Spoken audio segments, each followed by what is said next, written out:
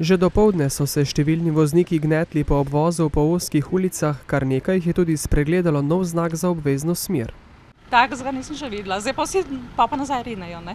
Nikamor pa ne nameravajo uporabniki Sokolskega doma, ta čas jih je od 20 do 30.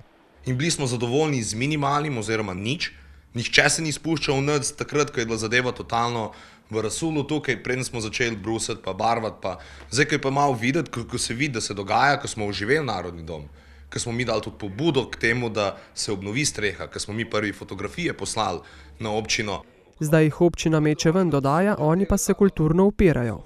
Smo pa govorili z izvajalcem včeraj in nam je zagotovil, da ga ne motimo, če smo tukaj med obnovo. Ravno tako je rekel, da prehod je lahko tudi iz zadnjih vrat, ne rabimo ta sprednjo odpirati, ker so nam itak zamenjali ključavnico.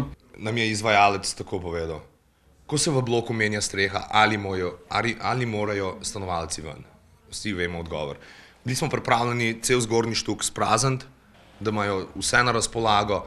Alternativci se sklicujejo na dokument podpisan še med županskim mandatom Alojzija Muhiča, po katerem so v domu z dovoljenjem in na lastno odgovornost.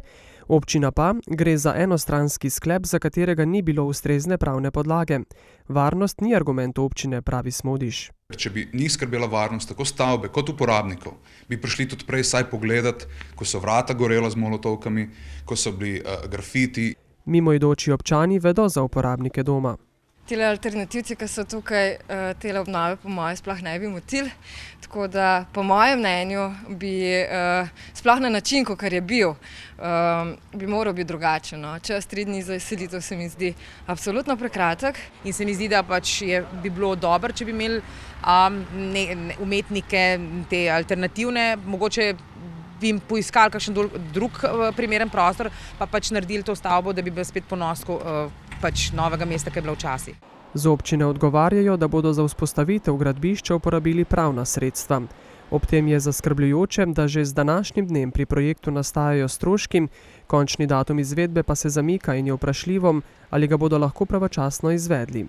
Pogoj Ministrstva za kulturo je namreč, da do 15. novembra občina odda zahtevek za izplačilo upravičenih sofinancerskih sredstev.